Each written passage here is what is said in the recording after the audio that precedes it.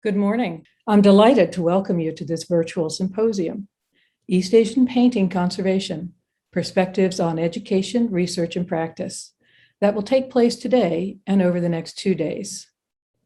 Since the many changes that 2020 brought to the world and our museum, this is the first virtual symposium we have offered on a conservation topic. Though we may miss the benefits of an in-person conference to greet and talk with friends and colleagues, this virtual format allows us to bring together a range of expert speakers and reach a much larger international audience than would have been possible within the museum. And if the number of registrants is any indication, we have a much larger international community of interested people and colleagues than we could have imagined. Of course, you have all signed into this Zoom webinar because you want to hear what our 6 speakers have to say. I want to thank all of our speakers for their willingness to participate and share their specialized knowledge so freely. I also want to thank the members of the Department of East Asian Painting Conservation Studio, whose hard work and dedication have made this symposium possible. Andrew Hare, Gushao Mei, Grace Jan, who conceived of this program, and they spent many months planning, organizing, and working out the many details.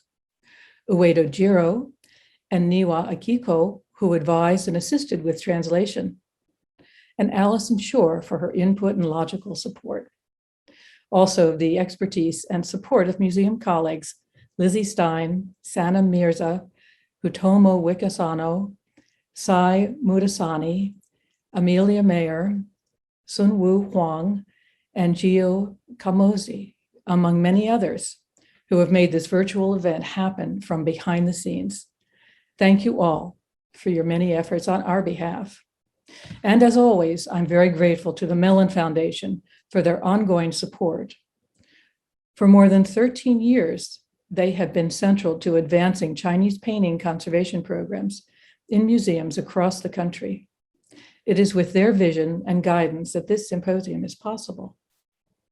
Now, I hope this symposium will give you insights into the field of East Asian painting conservation in both the East and West, and show what an energetic group we have dedicated to the goals of their specialized field within the greater conservation, scientific research, and curatorial communities. So now I'd like to turn it over to Andrew Hare, the supervisory conservator of the East Asian Painting Studio. Thank you. Thank you, Donna, for that wonderful introduction. Good morning, everyone, or good afternoon and good evening. I am Andrew Hare, as Donna says, the supervisory conservator in charge of the East Asian Painting Conservation Studio within the Department of Conservation and Scientific Research at the Freer Gallery of Art and Arthur M. Sackler Gallery, the Smithsonian's National Museum of Asian Art. I as well am delighted to welcome you today to our 3-day symposium, East Asian Paintings Conservation, Perspectives on Education, Research, and Practice, organized with support from the Andrew W. Mellon Foundation. This symposium will explore the 3 themes of education and training, conservation and research, and materials and methods. Our talks will focus on one of these themes with 2 presentations each day. Our 6 speakers will share perspectives as conservators, scientists, curators, and educators to broaden our understanding of East Asian painting conservation and related disciplines. By presenting diverse viewpoints, we hope to enrich the ongoing discussion of shifting educational models, the integration of traditional practice and modern innovation, the impact of cross-cultural influences, and the growing importance of interdisciplinary cooperation. I'm now delighted to introduce our first speaker, Valerie Lee. Valerie Lee is a paper conservator and the Dean of the Book and Paper Conservation Program at the National Heritage Institute, Institut National de Patrimoine, in my bad French, or the INP in France. She graduated from the INP in 1997 and trained as a Chinese painting conservator at the Freer Gallery of Art from 1997 until 2003. She worked as a freelance conservator for East Asian paintings and Western prints at the Tokyo National Museum from 2005 until 2011. She specializes in remedial treatment for East Asian paintings and is also using Eastern conservation techniques for the conservation of Western artworks. She is currently a PhD student at Cergy Paris University. Her research topic is the use of artificial intelligence to recognize book-binding alterations.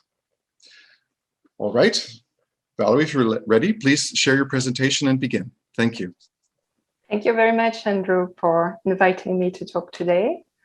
So today I'm going to talk to you about a global melting pot for paper conservators. I am a paper conservator who has been educated in France, Japan, and the USA.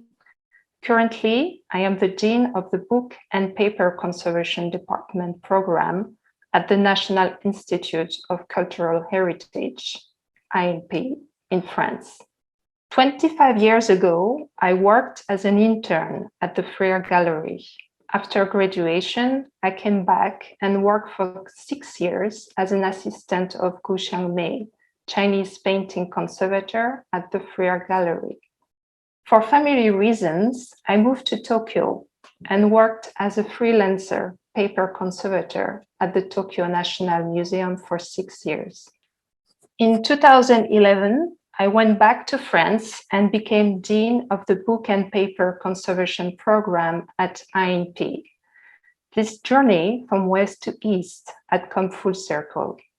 I had the unique opportunity to receive Western and Eastern education in conservation. I will first present my Western education and then talk about my Asian training. Lastly, I will give some examples of how I was able to mix these two trainings and share them with my students. INP is a unique school in Europe because it trains both curators and conservators. The school has been there for over 30 years. Because it is a public school, the tuition is very low, only a few €100 a year. The school is located at 2 sites. The first is in Paris, not far from the Louvre, in an old covered passage dating from the 18th century and called the Vivian Gallery. The administration and classrooms from the curators are located here.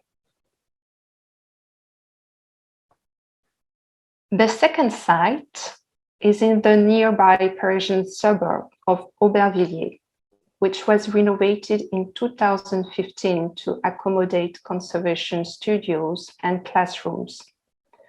This building used to be a match factory built in 1904. At the time, it was one of the most advanced factories in Europe with 20 steam machines.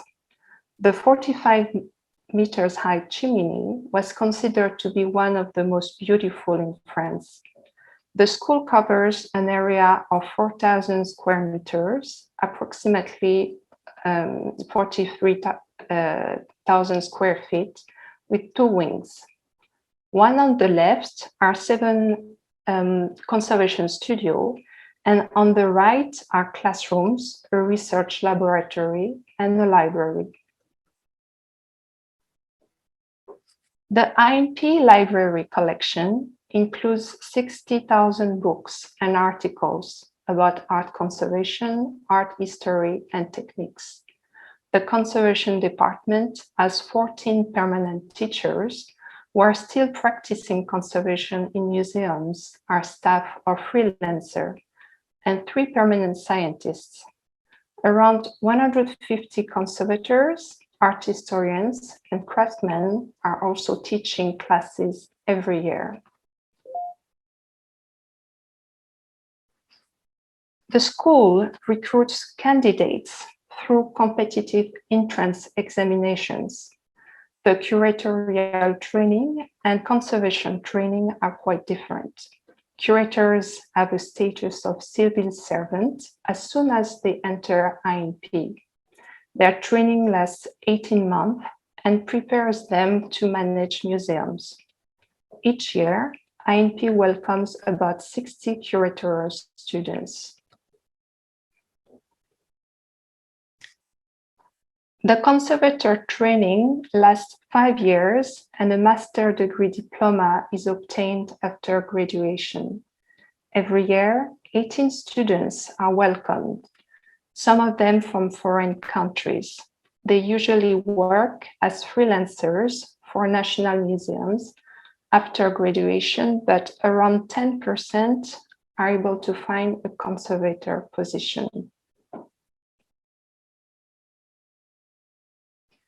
The school has 7 conservation departments: paper and book, painting, textile, photography, metal and ceramics, furniture and sculpture. Students choose their department when they register for the entrance exam. We have never had a case of a student wanting to change department after starting the school, maybe because the students are extremely motivated. There is only a 10% pass rate for the national entrance exam. The classes are divided into 2 blocks. The first block is from Mondays to Wednesdays, and students follow common theoretical classes on chemistry, physics, art history, languages, and drawings. The second block is from Thursday to Fridays for conservation practice. Each conservation practice class is supervised by 1 teacher for a maximum of 6 students. Each department has 2 permanent teachers, a dean and an assistant, and about 20 conservation specialists who come to teach special techniques. Paper and parchment have been the main writing substrates used in Europe. They have been used to create a variety of works, such as manuscripts, books, drawings, engravings, and wallpapers. All of these items are restored by students of the Book and Paper Conservation Department. In order to train high-level professionals, we ask students to choose the specialty of book or paper from the entry. Students receive a common education on the restoration of paper and parchment, which corresponds to about 40% of their yearly courses. The remaining 60% is separated in a specific conservation education. All graduates of the department can restore engravings and manuscripts on paper or parchment. Drawings are specifically treated by paper specialties and books by the others. The 2 specialties have their own spaces. In the book conservation studio, wooden tables are set out to work on leather and book structure. In the paper conservation table, allows the use of water and the handling of large-scale works such as posters. Students start to practice conservation treatments from the first year. The artworks come from national museums or libraries and date from 17th century to 20th century. They are selected by the teachers to match the students' level.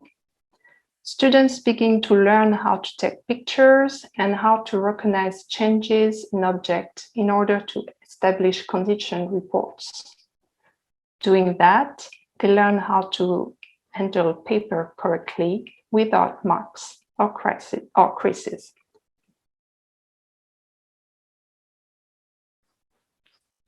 After that come the basic techniques of paper restoration: dust removal, mending, infilling, flattening. Engravings are an ideal teaching aid for the first year because the printing inks are stable to water-based treatments. Book students also begin to work on books bound in leather. During the second and third year, the level of difficulty in the conservation process will be raised and more delicate media, such as drawings with inks or chalk, will be introduced. At the end of the third year, students are able to carry out simple restorations independently.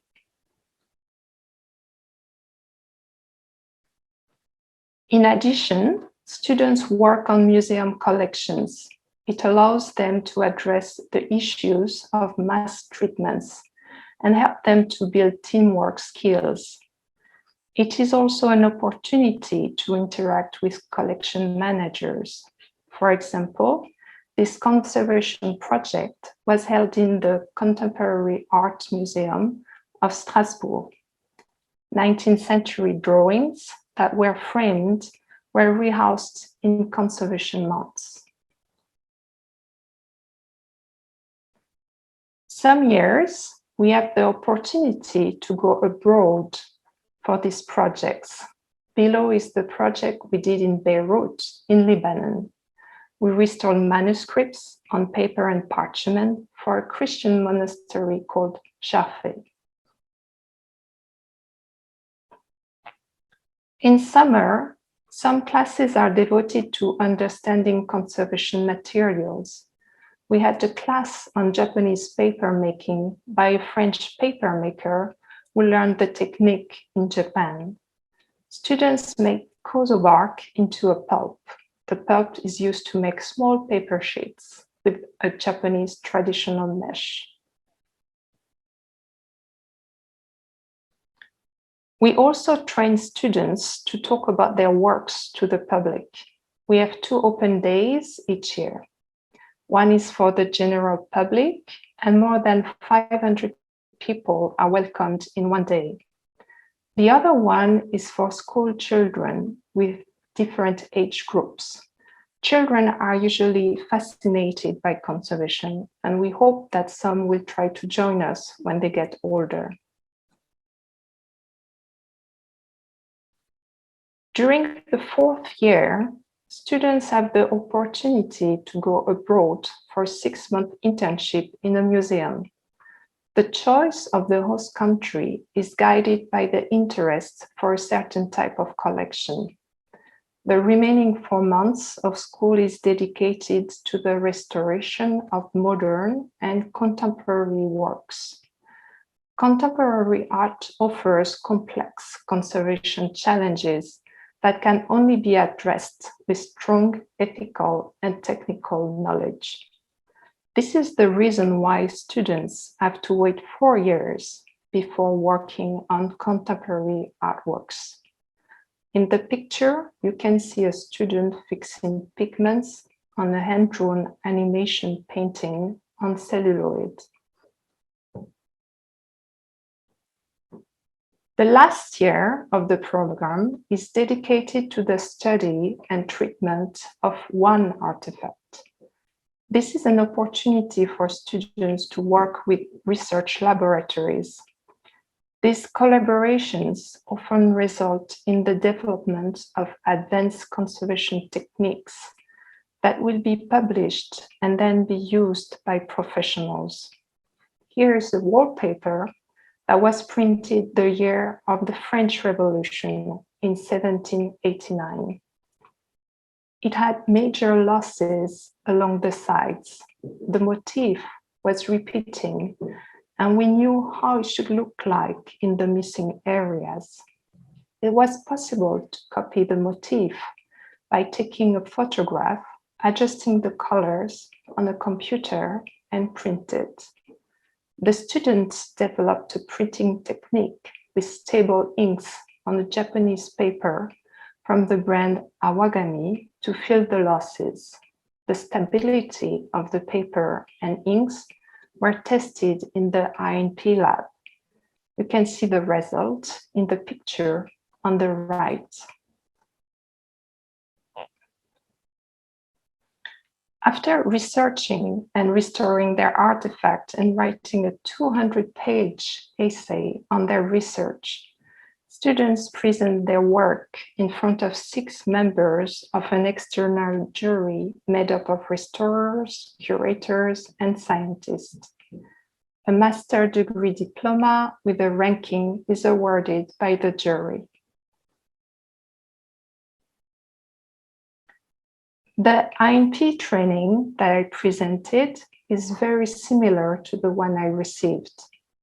When I came to the fair after getting my diploma, I thought I knew a lot, especially regarding Japanese paper.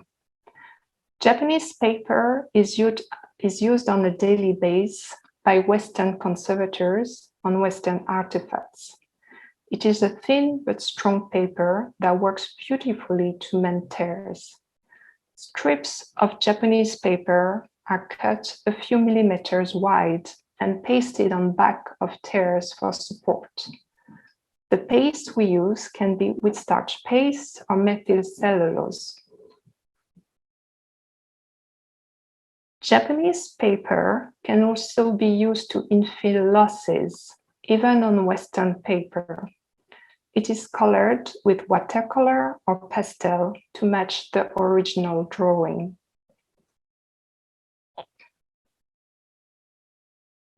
We also use Japanese paper to line the back of large artifacts, like posters. It gives support without thickening the artifact paper too much. However, European paper is much thicker than Japanese paper, and European drawings are rarely kept rolled like Japanese paintings.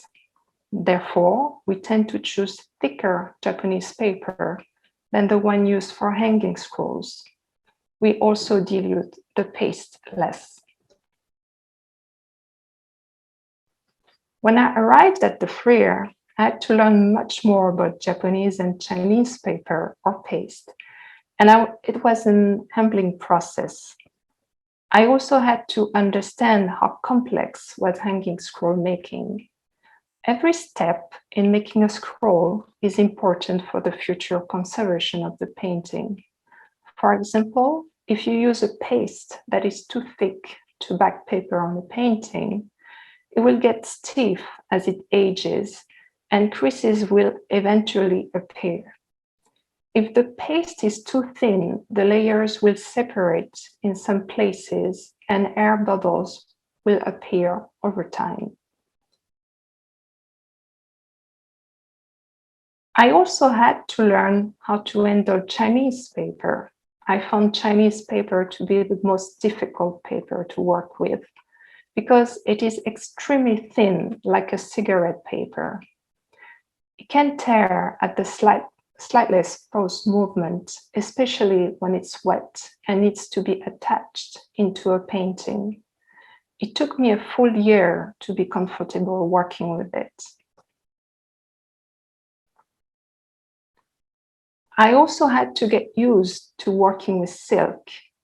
A Chinese painting can be painted on silk or paper. Silk borders also surrounded when it's mounted as a hanging scroll. Silk was a whole new material for me because at my school, only textile conservators will touch it.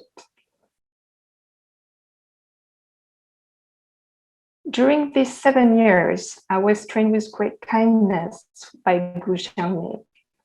This training was Chinese and quite different from the one I received in France. In Asia, conservation skill is learned by repeating the same gesture over and over until it is perfect. Once the basics are known to perfectly, you can get to the next step. Therefore, you do not do a full conservation treatment by yourself unless you mastered all the steps. This process takes a minimum of 5 years.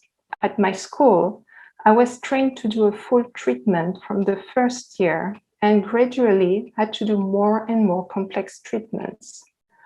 I found those two ways of learning to have pros and cons. As a student, you are very proud to be able to restore drawing after a year of training, but you lack dexterity. When you learn the Asian way, it is sometimes difficult to link all the steps together because you have not restored the painting fully by yourself. But at the end, the result is quite the same. It takes 5 years to train a Western or Asian self-sufficient conservator. Fortunately, I was able to use some of my knowledge learned at INT on Asian paintings. It was for remedial treatments on scrolls. As you may know, it is a common practice in Asia to remount a painting fully when the scroll has creases or losses. Remounting a painting takes at least a month and often requires several conservators to work together. Rotations at the frieze were quite large, and it was impossible to remount all the paintings that needed to be restored on time. Therefore, techniques to stabilize the scrolls were developed.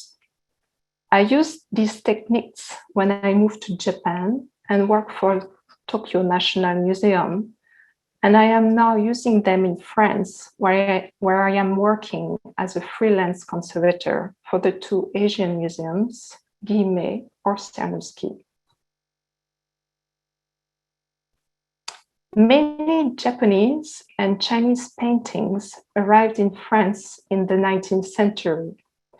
At that time, it was fashionable to decorate rooms with Japanese or Chinese artifacts, as can be seen in Victor Hugo's dining room. A majority of French museums have Japanese or Chinese artifacts in their collections. It can be several pieces or hundreds. A Japanese palanquin with paintings inside sometimes can be found, as you can see on this picture. These artifacts are rarely shown to the public and often forgotten in the storage room for years. When they are found, they are in poor condition. Because scrolls were bought by French collectors in the 19th century, it is important for the museum to keep the way they looked. The wall scroll becomes a historical object, even if the mount is sometimes more recent than the painting. Remedial treatments allow keeping the original mount and also shorten the conservation time. 2 main types of alteration on scrolls are creases and losses. Creases created by improper handling are seen on almost all old hanging scrolls. Besides their visually disturbing appearance, they can cause pigment losses. They are stabilized by applying thin strips of Japanese paper made of kozo fibers glued with starch paste on the back of each crease. Because we do not have an easy access to Japanese silk in France, we use colored Japanese paper to infill holes due to bad handling or insect. Several layers of paper can be applied to compensate for the thickness of the original silk. This is a picture of the scroll on the left before treatment and on the right after treatment.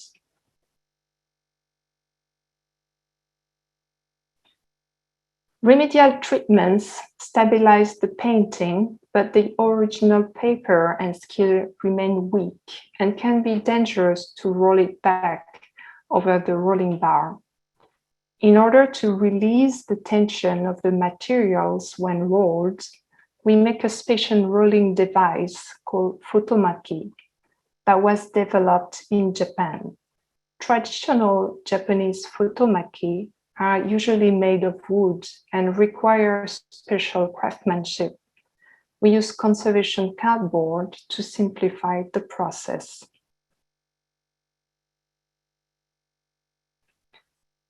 I am now going to talk about the skills that I learned in Asia and that I am sharing with my students. I would say that most of the curators or museum workers, apart from those working in the Guimet or Cernuschi museums, the two Asian museums in France, do not know how to handle a scroll properly. Accidents can happen, creating new creases. That is why I am teaching my students to handle and roll hanging scrolls, hoping that one day they can use this skill in a museum. I also try to have them work on some simple treatments on Asian paintings. For example, they cleaned and rehoused Japanese paintings at the Museum of Fine Arts in Paris during a field trip.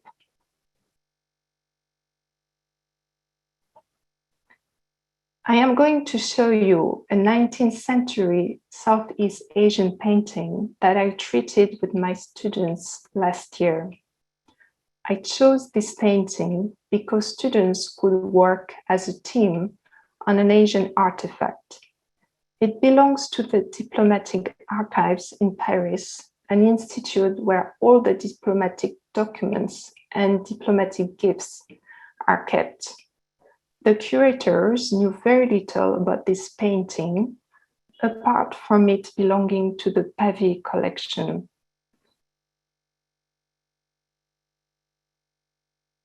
Auguste Pavie remains famous for establishing French control over Laos in the last 2 decades of the 19th century.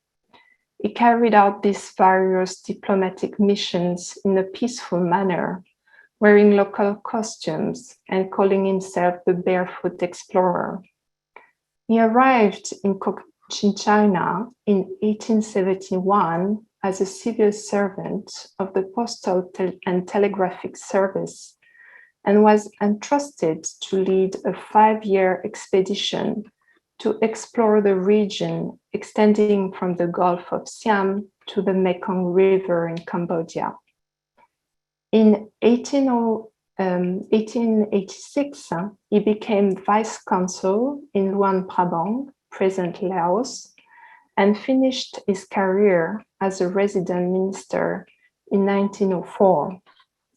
Throughout his stay in Asia, he scrupulously noted and described all of his work.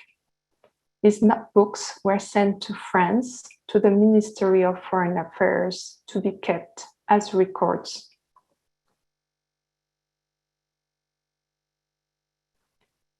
The painting could be a representation of the Succession War, which involved successors of the King of Laos, Chinese and Siamese mercenaries. We know that Pavie helped the Laotian king, Un Kam, to escape from the burning city of Luang Prabang in 1887. We can see a figure that could represent a king in the middle, but we could not find any figure of Pavie. By helping the king, Pavie was able to build trust with the population in the French colonial plans. He could have ordered this painting as a representation of one of his most famous achievements. This painting is quite big at 2 meters by 1 30 cm, approximately 7 feet by 3.5 feet. We can say from the style, the pigments, and animal glue binder that it was painting in Asia. However, the paper is French from the Canson factory. At that time, it was not unusual that the French papers were sent to the colonies. The paper was glued onto a canvas and kept rolled for a long time. Because the glue used for the backing was a mixture of wheat starch paste and animal glue, it became very rigid and the paper started to have creases and tears. In order to restore the painting, we needed to remove the canvas and the glue. The painting was very dusty, and we first started to remove the dust with smoke sponge on the face and a conservation vacuum cleaner on the back.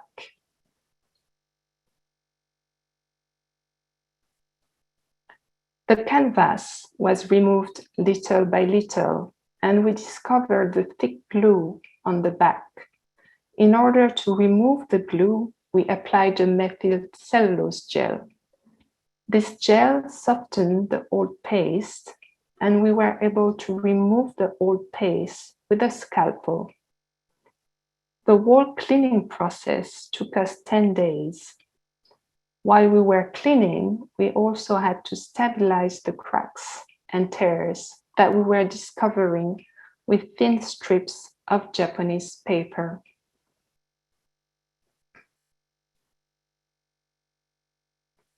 There was still some old paste trapped in the painting's paper fiber, and we had to do an overall cleaning. Some pigments were too sensitive to be cleaned directly with water. We applied agarose gel on the back of the painting. This gel softened the old paste and also took some of the acidity away from the paper. The amount of water that was transferred to the painting was minimal. We had to finish the cleaning within a day to preserve the pigments and add as many people as possible to work on it.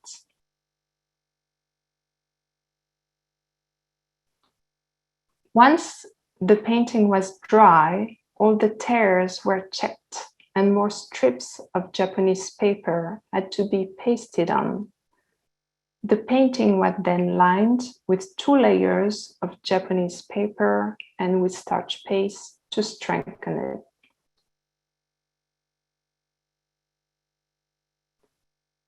After drying, it was lightly humidified with a spray of water, secured around the borders with craft paper and let dry on a board.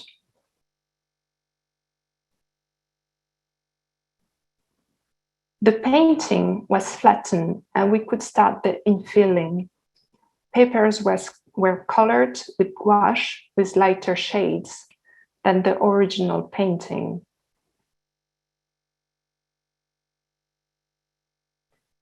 The shape of the missing areas were drawn on tracing paper. Colored paper were cut following the shape, glued to the back with starch paste, and then applied in the missing areas.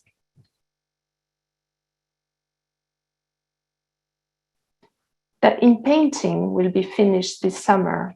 Afterwards, the painting will be detached from the board and framed. It will be transferred to the diplomatic archives to be displayed. And the students will present this 1-year conservation project to the staff members. I hope this presentation has given you an idea of the multiple exchanging of know-how between East and West in the conservation world. I was fortunate to benefit from a great generosity of knowledge sharing, first from my teachers at the INP, and then from Gu Xiaomei. My interactions with my Japanese colleagues at the FRIR, in particular Ueda-san, and at the Tokyo National Museum in Japan with Suzuki-san, helped me to broaden my knowledge and to appreciate the unique skills of Japanese painting conservation.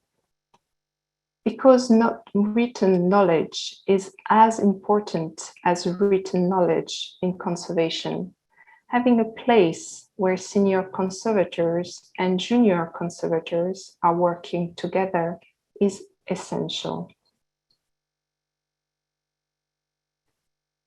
Finally, I will end this presentation by talking about the future. this transmission between East and West continues with one of my students who decided to specialize in Chinese painting conservation.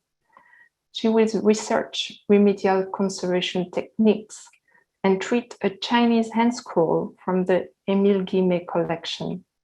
It is my hope that more will follow in these footsteps. I thank you very much for your attention, and I'm looking forward to your questions. Thank you, Valerie, for that very interesting talk. I think we learned a great deal about the work you do in France, and it's terribly interesting to see the combination of techniques between China, Japan, and the West. I'm going to introduce our next speaker, Obayashi Kentaro.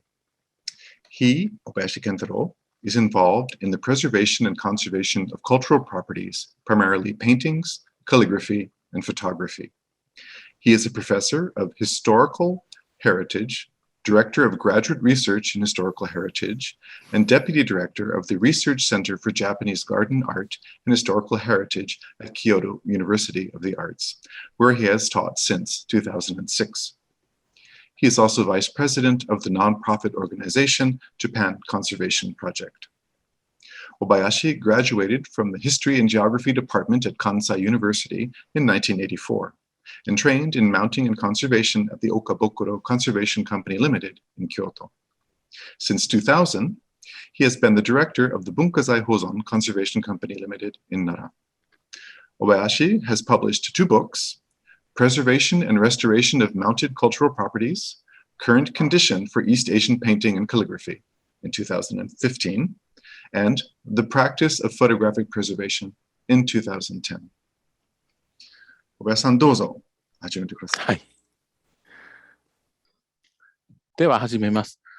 ご紹介に預かりました京都芸術大学の大林健太郎です。まず、このような場で発表する機会を与えていただいたこと、フリア桜美術館の皆さんに感謝します。はい。まず最初に本日の発表の流れです。私という一人の元修理技術者の経験から、日本における修理技術者の教育の変遷を紹介したいと思います。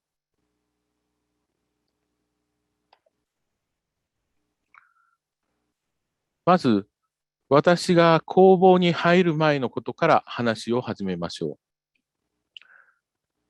大学時代、私は博物館学芸員か教員を目指して歴史を学んでいました。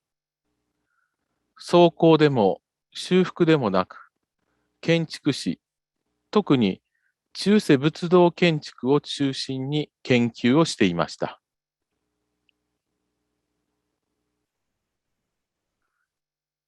ちなみに、当時、修復が学べる大学というと、東京芸術大学の大学院に保存科学研究室や油画や彫刻の修理コースがありました。また、奈良大学に文化財の学科ができたばかりで、これは保存科学と考古学が中心でした。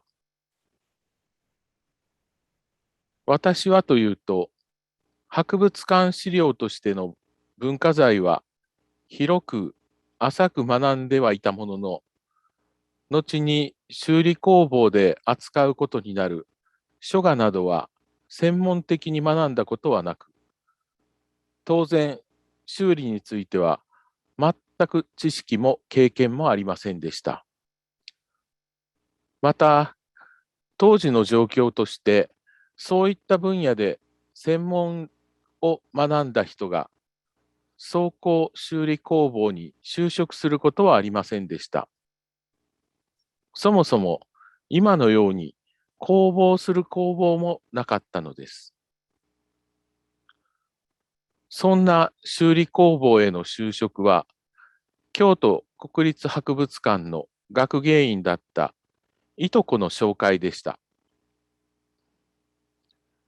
入社試験は社長との面談、そしておそらく工房見学の態度を評価されていたと思います。後から聞いたのですが、その年はすでに一人が採用決まっており、私は初めから不採用と決まっていたようです。しかし、社長が京都人だったので、不採用と明言せずに、君は太っているからこの仕事は無理かもしれないと言われました。私は兵庫出身、大学は大阪でしたから、そういった遠回しの表現に慣れていなかったのです。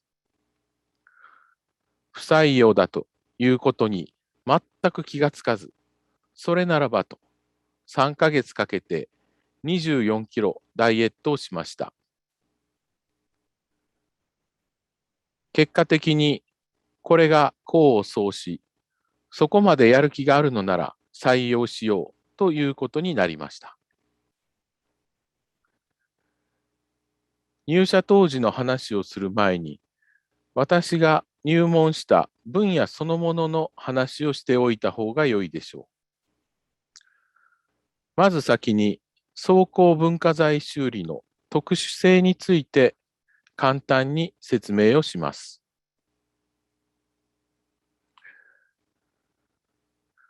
一般的に文化財の修理技術は制作技術から発展することが多いようです。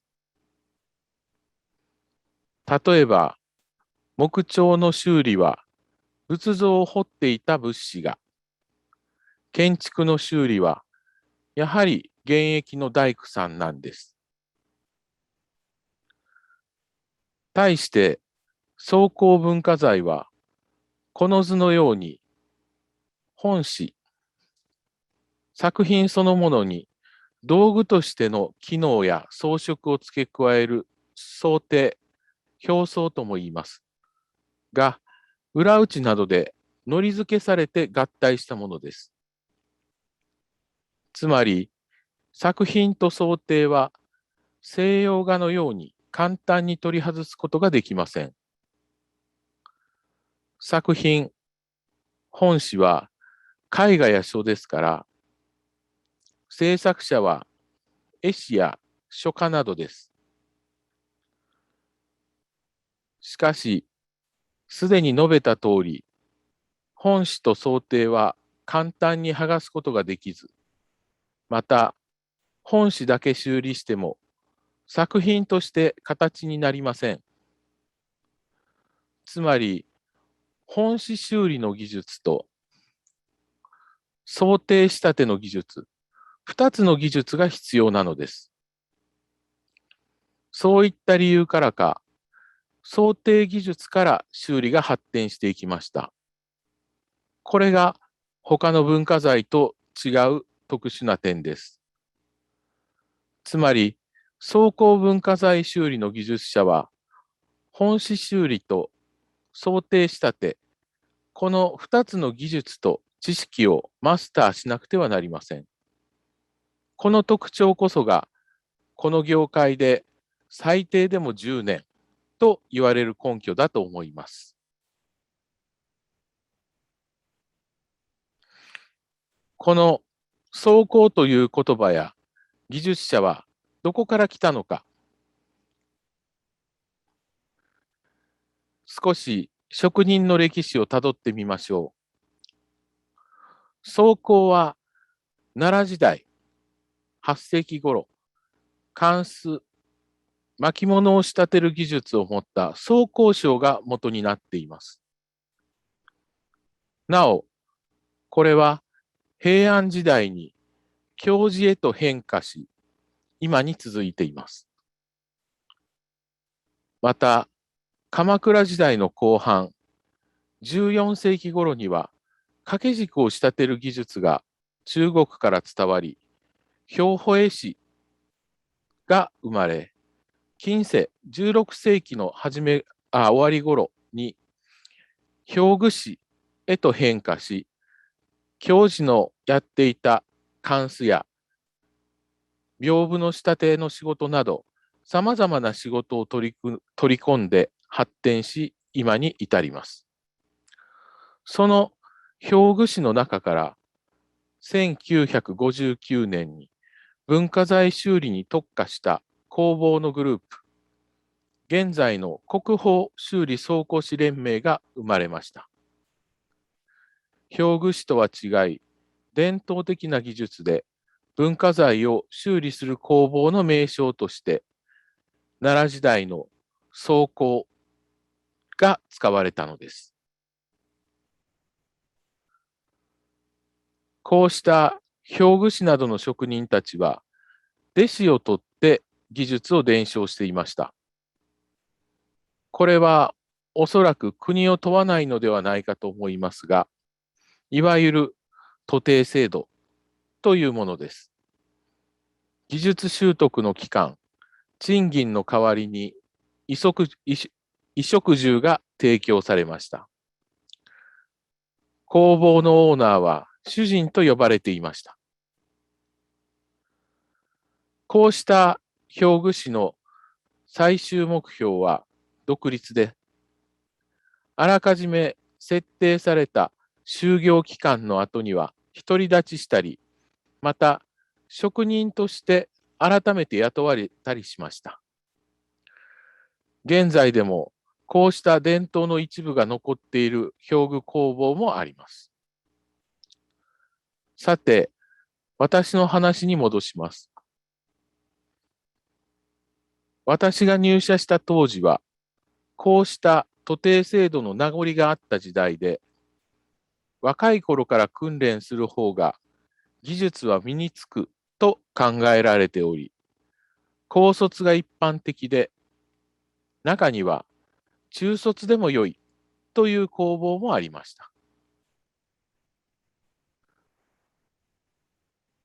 そんな時代の職人教育の一環として、入社後4年間は住み込みでした。ちょうどこの部屋に住んでいました。衣食住はほぼ提供されていましたが、給料から必要経費が引かれた形でした。また、朝、本社、つまり親方の家の掃除や勤務時間には含まれない雑用が相応にありました。私にとって住み込みの問題点は、何といってもプライバシーがなかったことです。個人的に共同生活は初めての中、食事も必ず親方家族と一緒に食べることが条件でした。また、お使いや先輩たちの仕事の後片付けなど、雑用が多く、自由時間が少なかったことも負担でした。しかし、後になってからそれぞれ違った面があることに気がつきました。親方の家での共同生活では、親方や先代からいろいろな話を聞くことができ、そこから多くのことが学べました。雑用の分だけいろいろな体験ができ、自由時間が少なかった分、仕事に集中できたと言えます。これらは私が工房で仕事を覚える上で大きなアドバンテージとなりました。こうした点は伝統的な工房教育の利点だったとも言えます。この時代の工房では専門教育が必要とは考えられておらず、仕事とともに知識も得ていけばよいというのがある意味での教育方針でした。すでにお話ししましたように、私は作品や修理についての知識は技術もゼロからスタートしました。徒弟制度の職人の世界では、技術は見て盗む、先輩の真似をすることで覚えると言われていましたが、実際には先輩たちは丁寧に教えてくれました。ただ、技術面での指導が主で、知識面は主に本から勉強しました。表層の本はいくらかありましたが、修理の本はほとんどない時代でした。後に修理の本を自分が書くことになるとは夢にも思っていませんでした。そして学会などへは工房の外部の人に対して何をどこまで話してよいかという判断ができるようになるまでは行かせてもらえませんでした。徒弟制度のひいては表具師という職人の時代の名残がある頃の教育というのはこのようなものでした。この当時、工房自体はすでに株式会社でした。親方のことは伝統的な表具工房と同じく主人と呼んでいました。ところが入社してから数年後、ある日、その親方がこれからは社長と呼ぶようにと言いました。そのあたりから工房は会社組織へと変わっていきました。住み込みはなくなり、全員が通いになりました。工房で勤めている人の関係も先輩後輩から上司部下へと変わりました。出勤退勤もしっかりと管理されるようになり、後にはタイムカード制になりました。その変化があってしばらくした後、工房のみならず修理の仕事全体が急速に変化していったように思います。その変化の中で大きかったのは2つ。修理技術の発展と工房を取り巻く環境が挙げられます。技術的な発展としては、現在、検本絵画の裏打ち除去方法としてスタンダードである鑑識や肌上げ法の開発や、資本作品の修理に用いられる補修紙を工房内で敷くようになったこと。ヨーロッパ発祥のリーフキャスティング法を繊維の長い構造紙に適用させたすきばめ法の確立。デジタルイメージインフィルペーパーシステムが開発されるなど、修理方法の選択の幅が広がりました。こうした発展により、技術を使いこなすため、また専門家と協議したりするため、技術者は専門知識が切実に必要となったのです。つまり、ここへ来て専門知識が求められるようになったと言えます。さらに大きな影響を与えたのは、工房を取り巻く環境の変化です。特に1995年、国宝修理総工士連盟が文化財保護法の選定保存技術、総工修理技術で選定されたことで、連盟に後継者養成、教育ということが義務付けられたと言えます。また、複数工房による共同事業が増え、さらに連盟が各工房から技術者を出向させ、支部工房を作ったことで、工房間の交流や技術上の均一化が加速しました。職人の時代には商売敵とされ、情報の共有が行われていなかったところからです。また、2003年からは修理技術者資格制度が始まりました。これによって技術者の格付けが明確になり、目指すべき技術者像が確定したと言えます。その連盟の資格制度のモデル図です。実は今年改定されたもので、2003年以来、これまでも試行錯誤を重ねながら形を整えてきました。まず、登録審査に合格をすると、10年経た後に、こっちですね。主任技師の試験を受けることができます。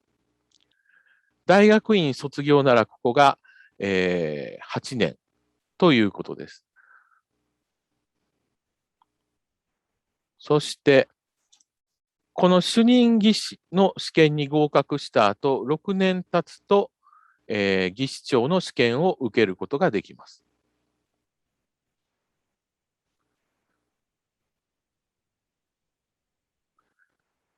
技師長は連盟全体のトップ技術者として扱われています。主任技師の試験の内容は3つあり、最初の技術試験は連盟内で行われています。これに合格すると学科試験。これは人文科学、自然科学、装甲文化財修理の3教科と実作品の修理設計があります。最後は面接試験で、この学科試験と面接試験は外部の委員が試験を行います。技師長試験では技術試験はありません。このシステムができたことで、間違いなく技術者教育がより切実になりました。こうした工房の変化はありましたが、基本的に工房に入ってから学ぶという方針は依然として同じでした。知識についても修理関係書籍は相変わらず少なく、ただ外へ学びに行くことは推奨されるようになりました。2005年当時、文化財関係を教える大学というのは、このように格段に増えてきました。そして、時折、そういったところを卒業した学生が工房に雇われるようにもなっていました。ここでまた私の話に戻ります。最初に勤めた岡木工堂から奈良の文化財保存という工房に移って、その後、2003年から資格試験制度が始まりました。さらに、その2年後、2005年に連盟の理事長から京都造形大学へ教員として行かないかという打診がありました。しかし、私は様々な作品が次々と修理に来る工房の現場が好きで、それを諦めて大学に移動するメリットは少ないと最初は思いました。その一方で、入社後から学ぶ工房の専門教育に限界を感じていたことは事実です。技術の発展に伴って学ぶべきことが非常に多くなりました。大学で教えれば工房教育の補完ができるかもしれません。そして工房の現場でも技術等の選択肢が増えることは重要でしたが、そのメカニズムまで追求する必要はないとされており、様々な問題に対し明確な結論を出せないという憤りがありました。また、すでに連盟から依頼されていた装甲文化財修理のテキストの執筆にも有利だと思いました。加えて、NPO 文化財保存支援機構の三輪家禄理事長、当時九州国立博物館館長から、文化財の保護は専門家がいくら優秀で多くても、それに興味を持つ市民を増やさなければ先はないというアドバイスが私の決定を後押ししました。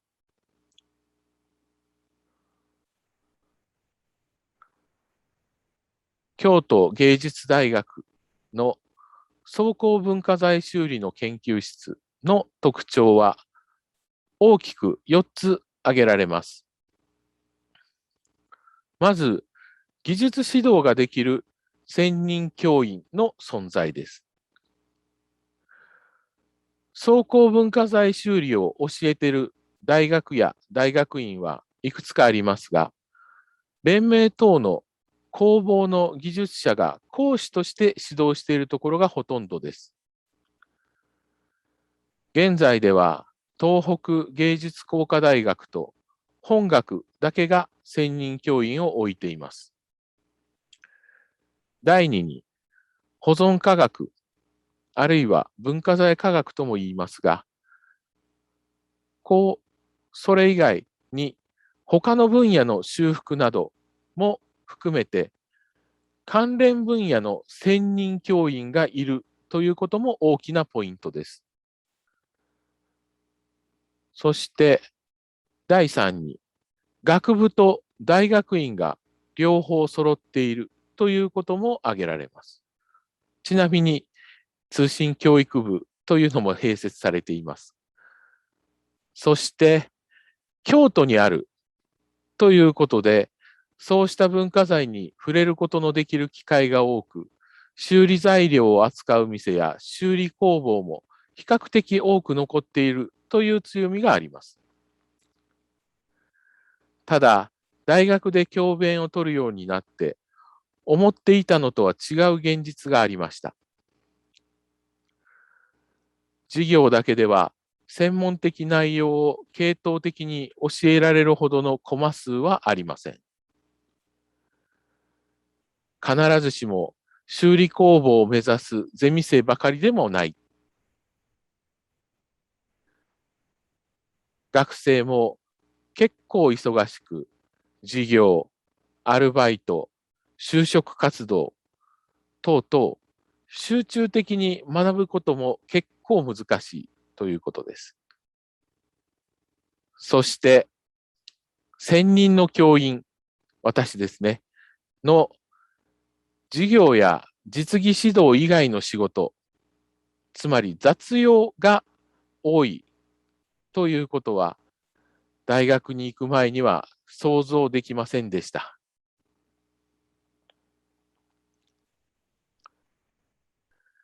いろいろな試行錯誤の末、落ち着いたのはこういう方法でした。まず、学部では基礎力養成を主としました。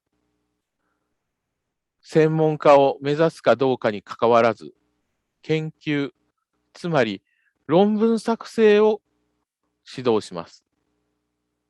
根拠を示し、論ずる力を伸ばすということを目標としています。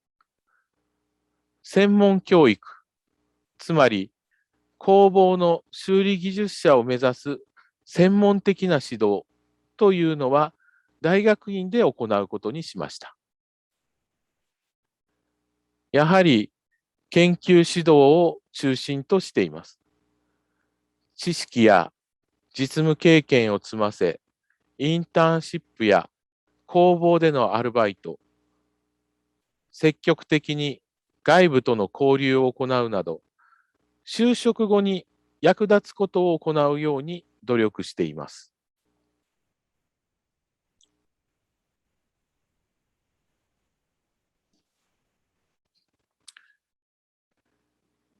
研究指導でも将来工房で役立つことを指導したいと思っています。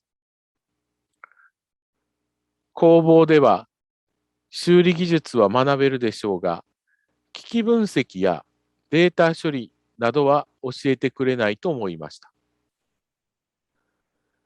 実際に工房でこうした実務をするとは限りませんが、こうすればこういうデータが取れるということを知っておくこと、あるいはそうしたことをすることで、外部の専門家とやり取りをするときに役に立つはずだと考えました。論文作成を指導する一番の目的は、論理的な思考方法の確立で、仕事場でもデータをもとにして根拠ある説明をすることは必須です。また、保存修理に即したテーマを選ばせることも、就職時には役立つかもしれません。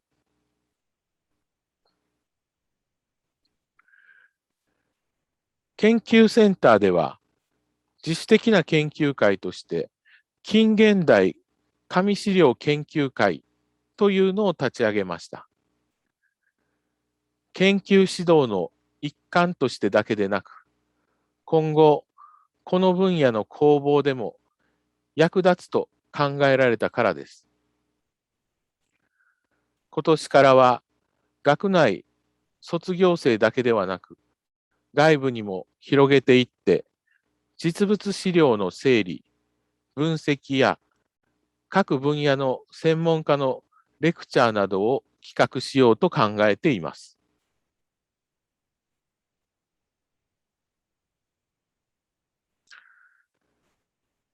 実務体験も欠かせません。ただ、技術を教えるためというよりは、実務を行いながら、その処置の意味を考えさせたり、その処置の長所、短所を考えさせたり、さまざまなことを伝えるための場として重要なのです。これらは教科書にも書かれていません。現場で、その作品で、その状況でしか伝えられない内容です。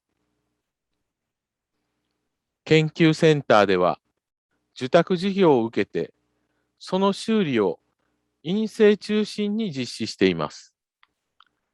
場合によっては、院生が学部生に作業を指導します。指導ができるレベルになるには、自身がしっかり理解していなくてはなりません。計画を立てることも重要です。教育的効果は高くなります。実務経験の中でも特殊なのは、被災文化財のレスキューでした。写真は東日本大震災の被災資料のレスキューです。私が行った現地レスキューに院生も参加しました。なお、以前は工房では被災文化財のレスキューには参加していませんでしたが、近年では依頼があれば行うようになっています。この写真の襖も被災文化財です。ご存知のように、津波の被害によるダメージがかなり大きく見られます。これを現地でレスキューして、大学で応急の保全処置まで行いました。幸いなことに予算がつき、院生主導で修理まで完了して、大船渡市の現地に収めることができました。こうした災害に関連したプロジェクトでは、他にも長野市の洪水被害を受けた掛け軸の調査などをしました。自然災害の多い日本ならではの実務経験です。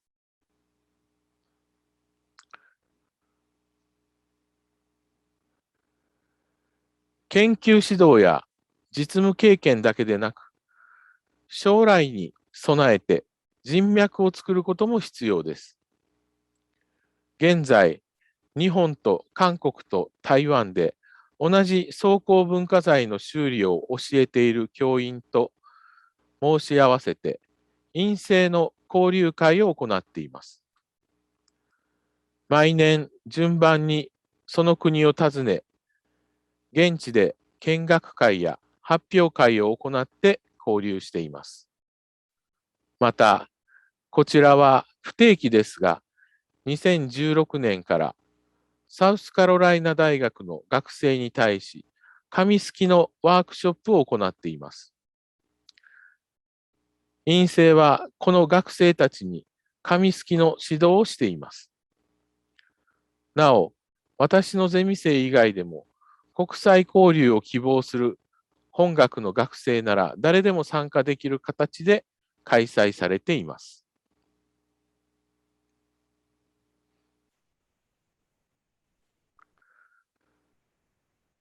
文化財修復大学院生インターンシップは、連盟と京都国立博物館、そして大学院に総合文化財保存修理のコースを設置している5つの大学による協議会。この3社で協定を結んで実施されています。加盟大学から応募者を募って、協議会内で審査をし、毎年数名が修理工房内で3から4週間のインターンシップを行います。これによって、自らの職業適性や現場の雰囲気を確かめることができます。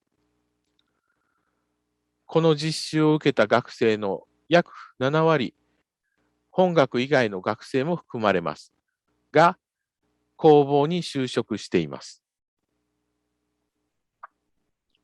これまで私の大学での指導について説明してきましたが、こうした専門家教育、つまり工房を目指す学生への教育で目標としているのは、やはり工房に入ってから役立つ能力を教え、伸ばしたいということです。特に就職して8年後に来る資格試験を突破できるだけの下地を持たせてやることは必須だと考えています。大学院を卒業すれば、自ら現場で技術も知識も学んでいかなくてはなりません。工房は助けてくれるでしょうが、学ぶのは技術者自身です。それだけではなく、自分が身につける技術を客観的に見て説明ができるような思考能力も培ってほしいと思っています。そして何より大切なのは問題を解決できる力です。それには問題点自体を見つける力と解決方法を見つける力の2つがとても必要です。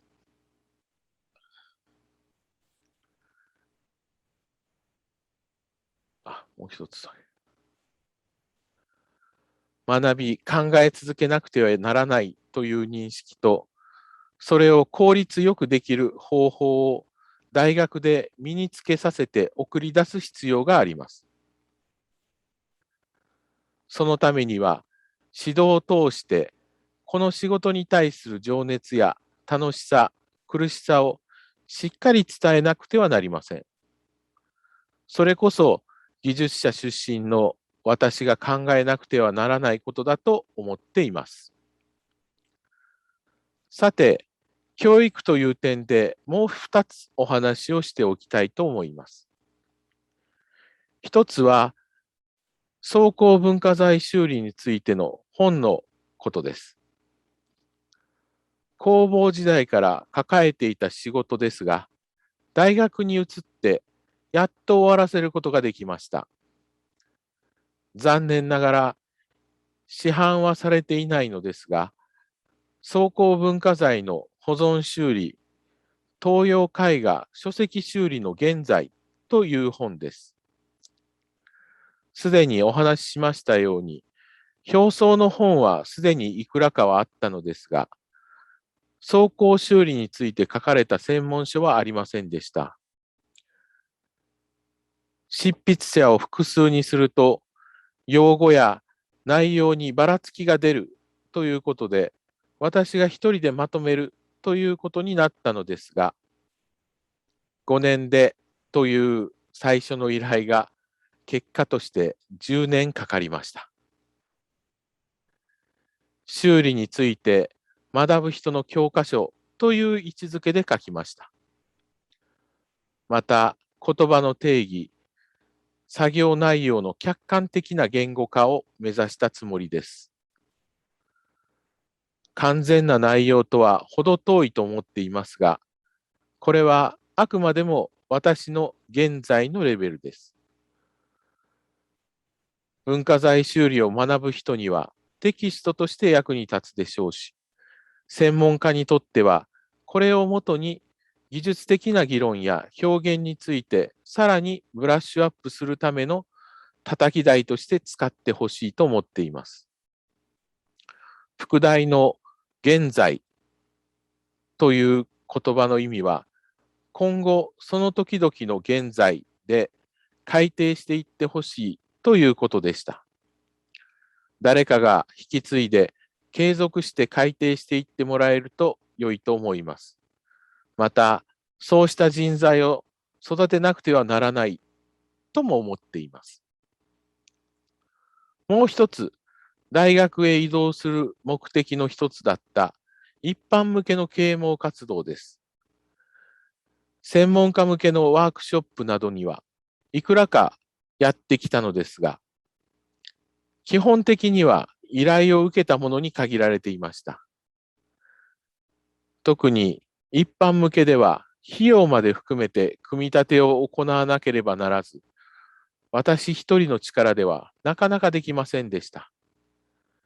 ようやく2019年に新任の教員が着任し、センター研究員として力を貸していただいて実現しました。昨年度から始まったばかりですが、コロナ禍の影響で初回からオンラインでした。ただ、この形なら海外の方にも参加していただけるので、今後はそういったアナウンスも積極的にしていけたらと思っています。総合文化財を取り巻く環境は、この30年ほどの間で大きく進歩しました。それは単に技術や研究だけではありません。30年前には意識されることもなかった修理技術者への教育が普及し、認知されるようになったのです。修理技術もとどまることなく、様々な新しい知見を加え、さらなる技術の開発を目指し、より良い保存修復を達成する必要があります。そして、それを達成するのは、技術者自身のそこを目指す意思です。知識や技術だけではなく、その意思を持たせ、方法を身につけさせることこそ、私たち教育者の最大の仕事かもしれません。とはいえ、今日、私がここで講演しているのは、教育者として招かれたと理解しています。しかし、大学へ来て以来、学生たちと一緒に研究してきたことで、一番学んだのは、つまり、一番教育されたのは私自身であると確信しています。そういう意味でも、皆さんに感謝しています。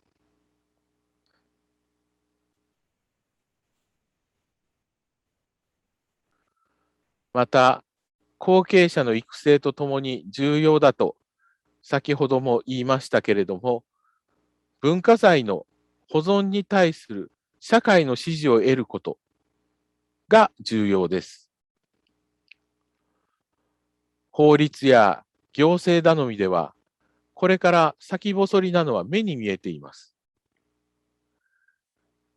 外部受託事業や被災資料救援などを通じての社会活動だけではなく、やはり一般への啓蒙活動を続けていくことも、結果として文化財の保存修理の現場を支え、専門家の養成という教育を守ることにつながるのです。それも大学という教育機関の仕事だと思っています。発表は以上です。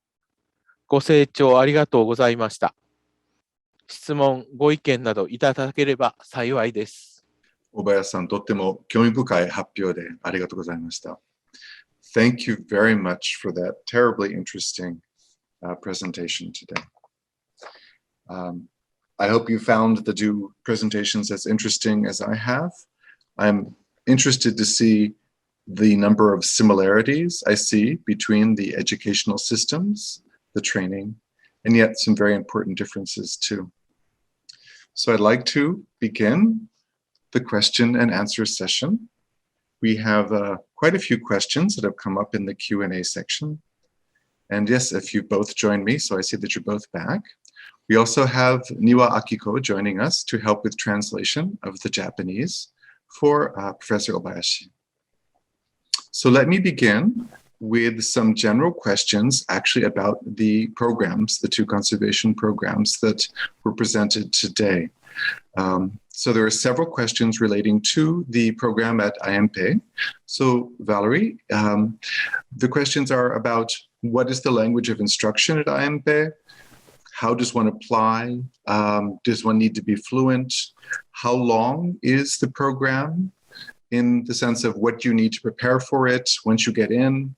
How are the classes structured for international students? These kinds of general questions. Can you give us a little more detail about the nature of the program? It would be lovely to welcome more international students at INP. The language is French. This is a little bit of issue because you have to be quite fluent in French, especially because of the last year where they have to write 200 pages in French. So we have also a program that welcomes some international students, but who are already working in museums. It's a kind of an exchange program for museum staff members. They can come for several months, 3 to 6 months. It's possible. For regular students, they will have to speak French. They don't need to have all the classes are in French, and you have conservation classes, but also art history, physics, chemistry. So they need to follow that level at least. But we do have some European students. We had people from Poland, for example, who could speak French, people from Spain. So it's possible. And the program is 5 years. There is an entrance exam with art history, physics, some also drawings, color recognition. Everything is online. We have a website called INP.fr, and the pages are in Chinese, in French, English. I think there is Spanish. I don't remember exactly, but you can go there and check for the details if you're interested. Thank you. That's very helpful. And I'd like to ask the same question of Professor Obayashi. Can you say a little bit more about international students, about how they would enter the program, the language, the requirements to prepare for this? 質問としましては、インターナショナルプログラムにつきまして、少々お答えいただければと思っております。私もですか。そうです。大学の交流、海外とのその大学の交流もされておられますので、それについてまた少しお答えいただければと思います。これは特にその文化財の方でやっていることではなくて、大学を通しての依頼があって受けたその交流プログラムなんですね。で、何かそういう希望があればまたそういうことはそれで考えるという程度で、実はそういう定まったものはないということです。答えになってますでしょうか。So he said that it is not for conservation, but it's through universities. So if there is a request or something, he can do some international exchanges through the university.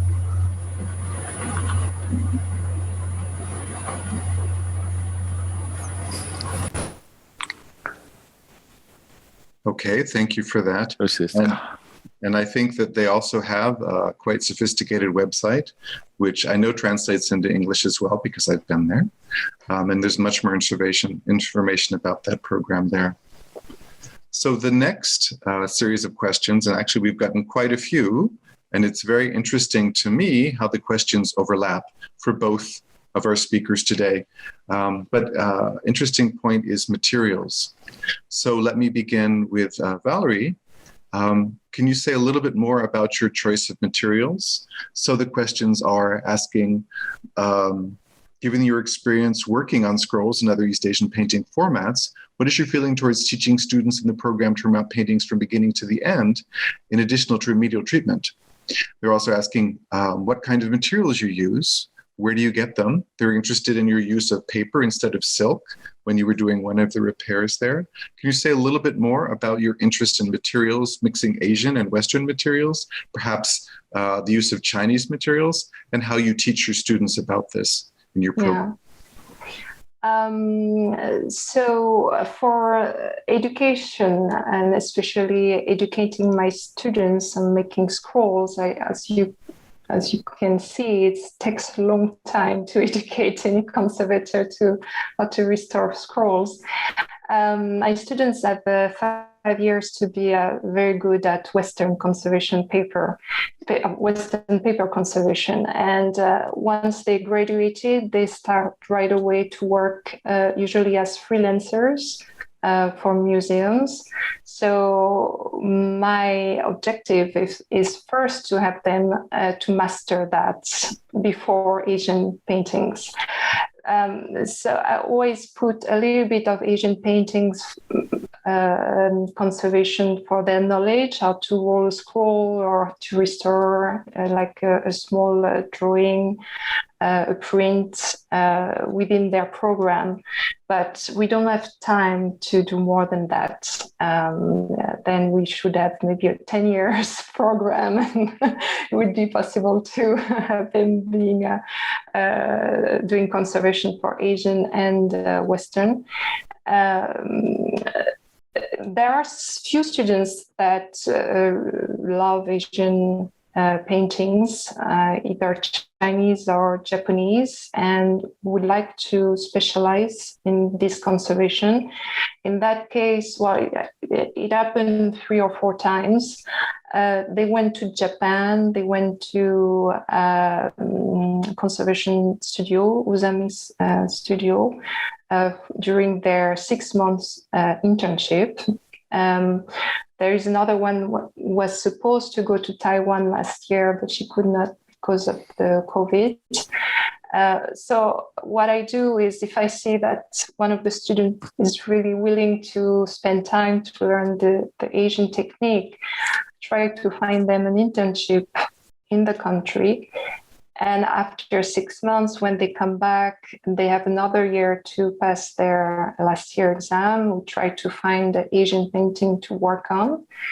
And after that, I hope they will go back and learn. But, well, I've been teaching for 10 years. It hasn't happened yet. They get their diploma and then they start to work. And unfortunately, they don't go to Asia. So I'm still waiting on some students who would be willing to go back to Asia and really train properly. I also think it's very important for the students to be in the country, to understand the culture, to speak the language, to see other conservators.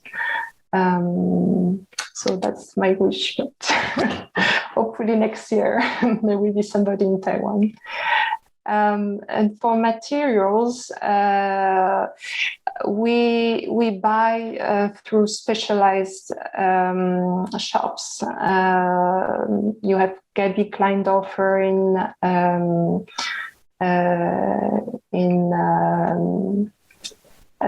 I've got the name in French, Allemagne. Can you help me, Andrew? In Germany. We also have some French conservation stores called stools where buying paper from Paper Now that we can use. I still have some connections in Japan and I can get some papers. The previous teacher, Madame Enchayan, used to have very strong connection with Japan and bought a lot of Japanese paper when she went to Japan. So we still have a lot of very good Japanese handmade paper at INP. There was some more about it, about the Chinese paper, maybe. It's a little bit more difficult to use Chinese paper for Western drawings. It's very thin.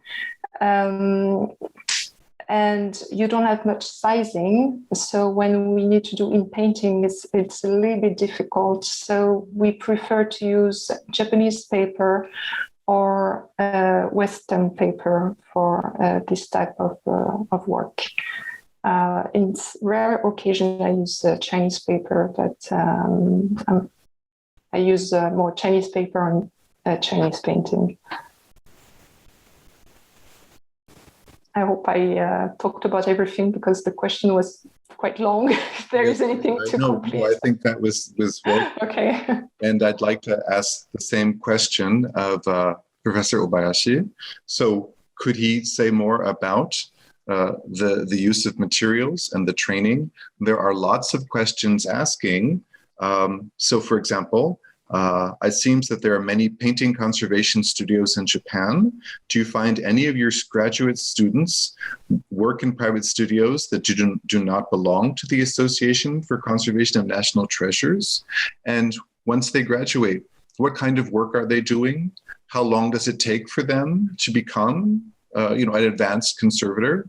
And at the same time, they want to know about the materials. Are you using some Western materials in your treatment of Asian paintings as well? So the same question that I asked Valerie, Professor Lee. 日本には多くのその修理工房っていうのがあるかとは思いますけれども、その修理工房内で使われている素材について、西洋の素材が使われてたり、それとも日本の素材のみに限られているのかっていう素材のことについてお話しいただきたいのと、What else, Andrew? I'm sorry, I missed you.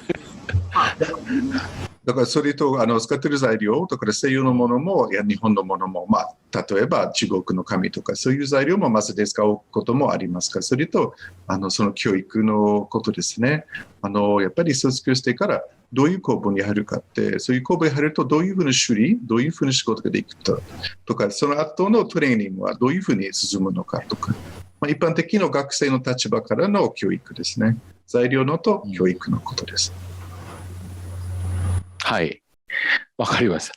まず材料はですね、やはりその作品に応じて必要なものを使っているっていうことで、別にその西洋のもの、日本のものということはないんですけれども、日本の作品を仕立てるのには大体日本のものをほぼ使っていますよね。ただ、もちろんどうなんでしょう。そういうメチルセルロースやああいったものは、日本のもの、日本で生産されてたら日本のものっていう理解でいいんですか？なんかそういうところがちょっとあれなんですけど。一旦ここで翻訳されて。はい。So he says that, of course, it depends on the artwork. He uses the materials that are needed for that artwork, and it doesn't matter European or Western or Japanese or Chinese. He chooses the item or materials necessary for the artwork. But it basically, he said that they use Japanese materials for Japanese painting or calligraphy. but he wonder how to say about like methyl cellulose or some kind of chemical things. It may be Japanese, made in Japan or somewhere.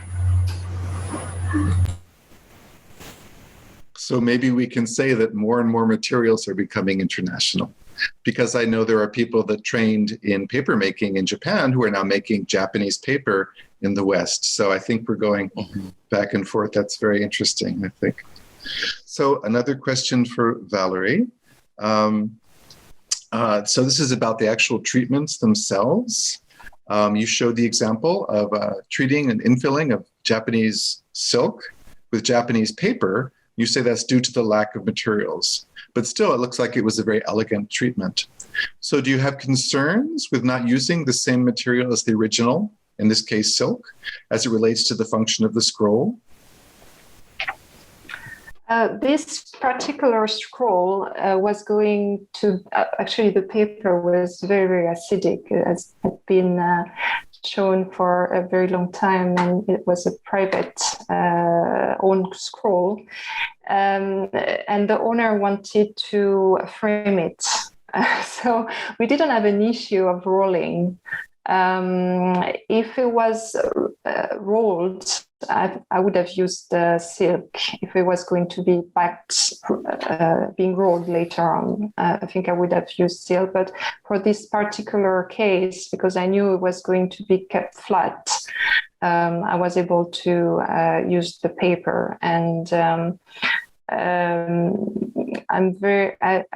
try to be very careful about the thickness and see how the paper is playing with the silk next to it, so there is no tension.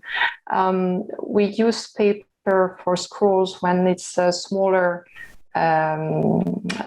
loss surface. It works pretty well. Now we have quite, I would say, like 20 years experience with that. It's working actually pretty well when it's small.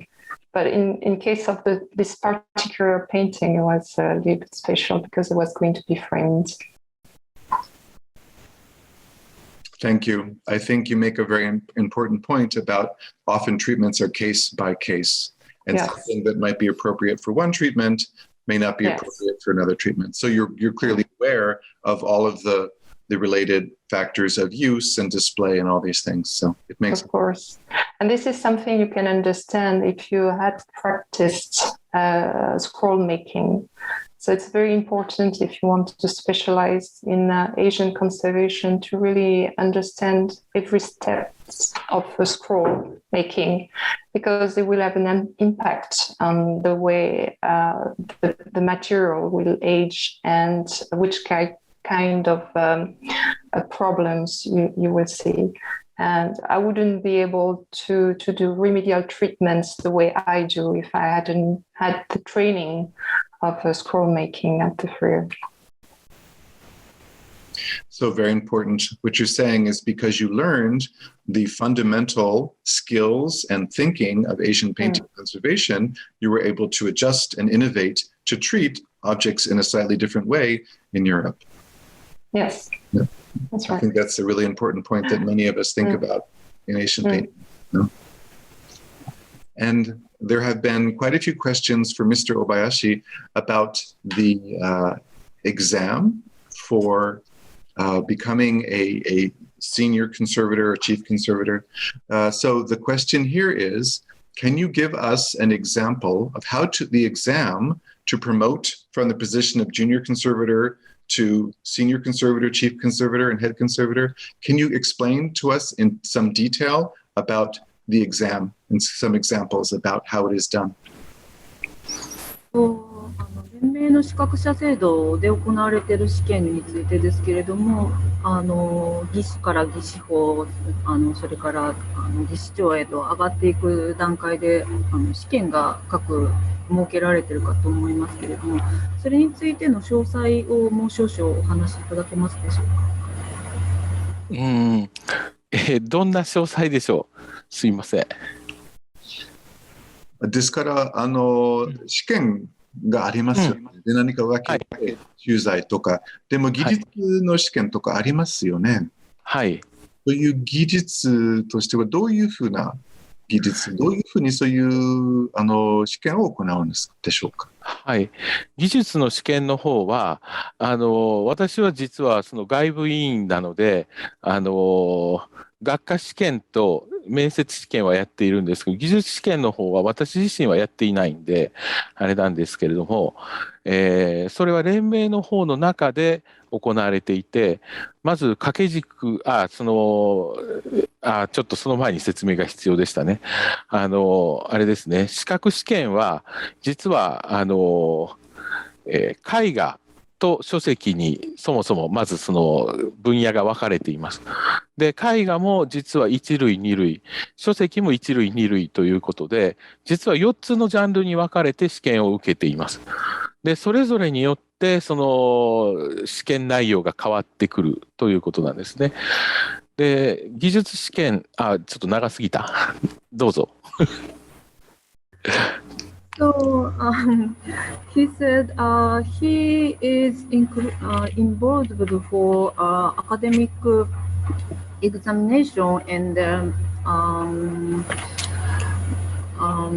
the interview, but he doesn't touch about technical examination. It's led by ACNT, Association for Conservation of Natural Treasure, but he knows the technical examination and it's separated between painting and calligraphy, and also in that exam there is a first exam and second exam, so there are 4 exams for technical exam.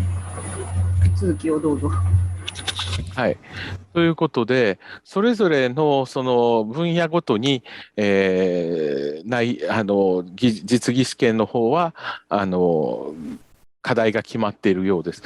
で、絵画は、一類では掛け軸を仕立てるという課題で、二類は何だったっけ。そうですね。絵の具で、あれを、手板を作るかなんかそういうあれだったと思います。ちょっとあまり、不確かなことを言ってはあれですけども。で、それぞれにその課題が違うので、それと私はそれに実は立ち会ったこともないので、あまり、なんていうか、詳しいことは説明できないです。すみません、手板を作るっていうのはどういうものになるでしょうか。私もその辺をちゃんとあれですよね、把握していないんですけれども、ちょっと待ってください。また、じゃあ、詳しくはまたお答えします。Oh, that's fine, please. Akiko, you were going to say? So, Japanese paint conservator in Japan is separated with painting conservator and calligraphy conservator. And for painting conservators examination, first step, they need to make a hanging scroll. And second step, he is not sure about the second step because he'd never been at the technical examination, but he said that using a pigment is second examination. It seems that the system is broken up and that different experts are involved in different parts of the examination process. And so as a professor at a university, I believe that Obayashi is involved in the interview section, but not the technical section. But I do have another question about this examination process that might be interesting. Could you please clarify the purpose of this certification system? My understanding is the system is solely for the employees of the ACNT, used for promotion and they're maintaining their employment. Is it also for other conservators outside of the ACNT? And, can you tell us more about how the system is used for conservators in Japan? 質問の内容としまして、この、資格者制度っていうのは基本的に連盟の、修復士向けのもので、そうですね。連盟内での資格ということで、別に国家資格とかそういうことではありません。はい、で、その連盟外の人間がこの試験を例えば受けることができるのか。で、また、この認定資格っていうものを維持するために一定者数のその修復士っていうものを維持する必要があるかと思いますけれど、それについてどのようにお考えでしょうか。まず、これはあくまでもその連盟内の資格ですので、その連盟のその登録ができる人だけが受けるということになります。で、次の何でしたっけ？ですね、その外部の人間はつまるところを受けることはできないということで。そうですね。今は外部技術者とかも一応その連盟の方で、その、要件を満たせば、連盟のなんていうか外部技術者みたいな形で登録はできるシステムがありますので、それになれば受けれると思います。はい。でまたちょっとこの辺正確な答えが必要でしたら、それはやっぱりちょっとちゃんと調べてお答えした方がいいかもしれないですね。私は連盟の人間ではありませんので、そこを正確にいい加減なことをお答えしても困ると思います。はい。So he said that it is only for the conservator in ACNT, and but there is a external conservator and who have how can I say who is qualified as a conservator, and that conservator can work with ACNT.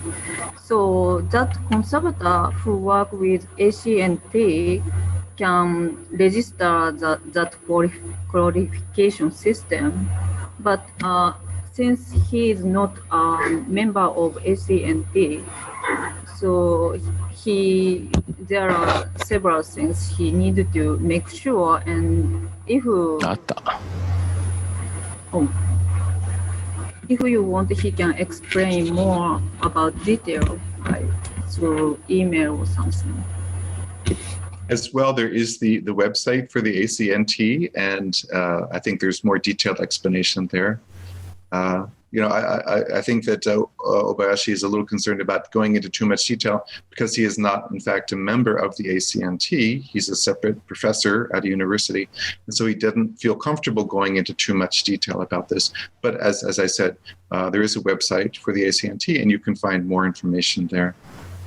But thank you for that. I think that's a very interesting question, and it says a lot about what's developing in Japan right now.